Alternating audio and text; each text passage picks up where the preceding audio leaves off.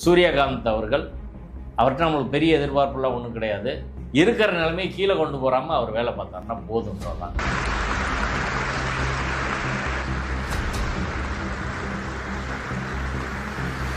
ஏற்கனவே ஓய்வு பெற்ற ஒரு உச்சநீதிமன்ற நீதிபதியை அவர் மேலே புகார் சொல்லியிருக்காரு. இவர் எலிவேஷனை போய் புகார் சொல்றாரு. இப்படி பல்வேறு பிரச்சனைகள் உள்ள சூழ்நிலையில் அவர் வராது. ஹைகோர்ட் முன்னாடி போய் உட்காருங்கன்னு சொல்கிறேன் நான். அப்புறம் என்ன மூர்த்தின்னு ஒரு ஆள் இருக்காரு, பிவி கதிரவன் ஒரு ஆள் இருக்காரு, இந்த முருகன்ஜின்னு ஒரு ஆள் இருக்காரு, திருமாறன் ஒரு ஆள் இருக்காரு, நீ என்ன எஸ்ஐ ராஜான்னு ஒருத்தர் இருக்காரு. எத்தனையோ பேர் நாங்கள் தான் இந்த முக்குலத்தர் சமூகத்துக்கு தலைவர் அப்படின்னு பேசிக்கிட்டு இருக்க ஆட்களுக்கு யாருக்காவது என்ன நடக்குதான்னு தெரியுமா? நீ மாரி செல்வராஜ் படத்துக்கு சண்டைக்கு போற, எதுக்கு சண்டைக்கு போகணும்னு தெரிய வேணாமா? அதே போல பட்டியல் சமூகத்துக்கு நிறைய தலைவர்கள் இருக்கிறாங்க. கிருஷ்ணசாமி இருக்கார், திருமாவளவன் இருக்கார், ஜான் பாண்டியன் இருக்கார், பலர் இருக்காங்க. திருமாவளவனுக்கு இந்த செய்தி போச்சா இல்லையான்னு தெரியல.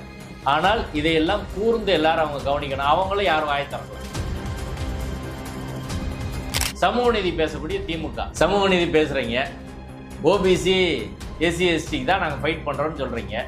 கொலிஜியம் சமூகம் என்னைக்காவது பேசியிருக்கீங்களா? அவங்க என்ன கேட்குறாங்கன்னா, இதை நான் கேட்கல, உச்சநீதிமன்ற நீதிபதி திருமதி நாகரத்னா அவர்கள் கேட்குறாங்க, நீங்கள் அலகாபாத்துக்கு 3, குஜராத்துக்கு 3, அப்படி நம்ம தமிழ்நாட்டுக்கு எடுத்துக்கிட்டா 75க்கு 3 கிடையாது, 53க்கு 3.